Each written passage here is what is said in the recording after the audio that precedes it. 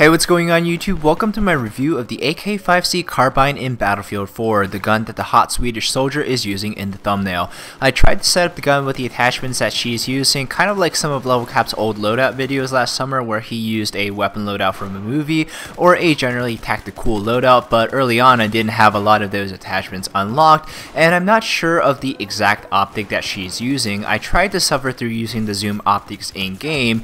Zoom optics may be great in real life, but they're not so great in Battlefield 4, especially when it comes to carbines and PDWs, because those guns are best used at short range. I also tried to play on Operation Locker. It's a snow map, it's cold, and Sweden's cold. I struggle to get good gameplay clips on Locker because Locker is such a close quarters map and the AK5C is better at longer ranges, which I'll get to later in the video. The AK5C is the standard service rifle of the Swedish Armed Forces. It's the first carbine unlocked in Battlefield 4, and DICE as Swedish developers was sure to show this gun some love. In looking at its base statistics, the AK5C does standard damage within the carbine class. It does 25 damage up until 8 meters, which means it'll be a 4-shot kill on unarmored enemies at this range, and its damage will drop until it only does its minimum 15.4 damage at 50 meters, meaning it'll take 7 shots to kill an enemy. With its headshot multiplier, it'll require 1 fewer shot to kill if you hit an enemy once in the head. The 30-round magazine is standard within this damage class. The 700 rounds per minute rate of fire is average in the carbine class. The reload time is extremely quick. It requires 1.85 seconds to reload if you have 1 round left in the chamber and 2.35 seconds to reload an empty gun.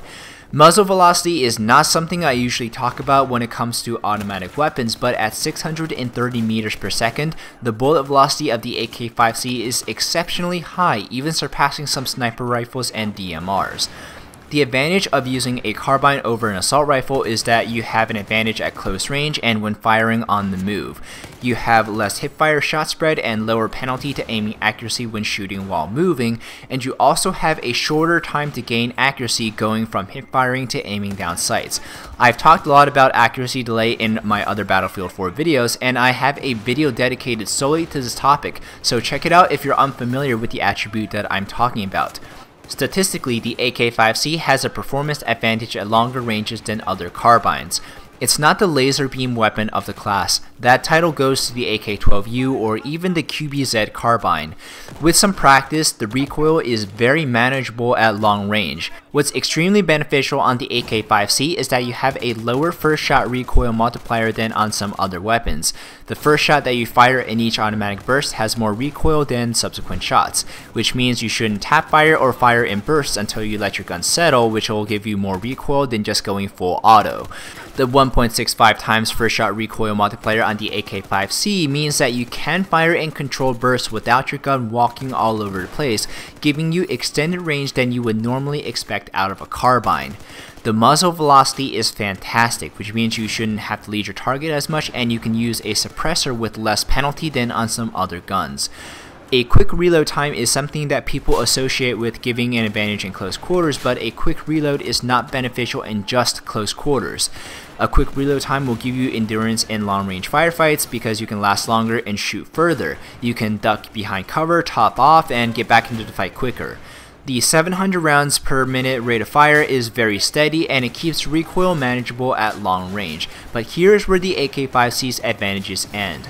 A 700 rounds per minute rate of fire is a big disadvantage in close quarters. Carbines such as the MTAR and the ACR both fire significantly faster at 900 and 880 rounds per minute respectively, and at hipfire range the AK5C will get outshot by most other carbines and PDWs, and even some better close range assault rifles like the AEK and the FAMAS will outshoot the AK5C. A consistent way of defeating other players is keeping them at a distance. The AK5C rewards the accurate player. The rate of fire is too slow to afford missing shots. You can't rely on the laws of probability to win gunfights like you can with high rate of fire guns. As mentioned previously, tap firing with the AK5C is more effective than with other guns. When engaging assault rifles at long range, assuming players have equal skill levels, the balance is 50-50. The AK5C has manageable recoil and you can fire on the move with less penalty, but you have less base damage and less baseline accuracy than assault rifles. In close quarters, it's the same deal when going against assault rifles. You should play through the advantages of a carbine in that you have better hipfire accuracy, especially when firing on the move, to give yourself a fighting chance. A lot of players, me included, have a habit of compulsively wanting to aim down sights all the time. It's a habit you're going to have to learn how to break when using carbines and PDWs. Let's take a look at the best attachments for the AK5C. Ever since I've read Harry Potter Book 4, I've learned to play through restraints, and the attachment choices will augment what the AK5C is good at. A close range optic is the best choice for almost all automatic weapons, and there's no automatic weapon where I'm not using the laser accessory.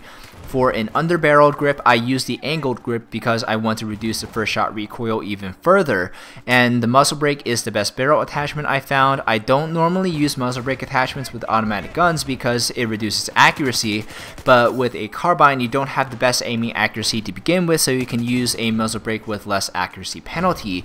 The combination of a muzzle brake with the angled grip means your first two shots will land almost exactly the same spot that you're aiming each time.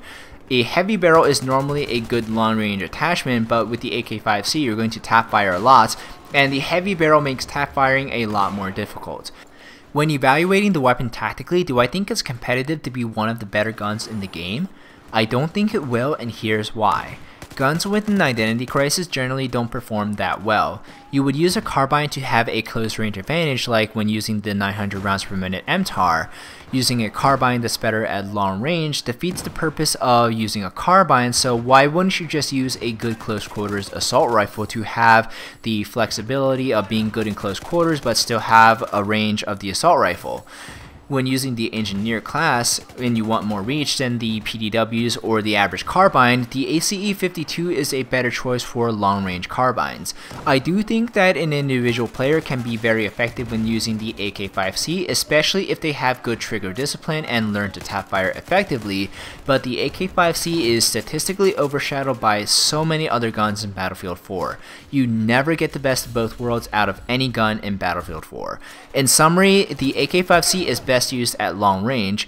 With the low first shot recoil multiplier, you can tap fire and fire in bursts more effectively than with other guns. You should play to the advantages of a carbine in that you have less accuracy penalty when firing on the move, and you have more accurate hip fire than assault rifles.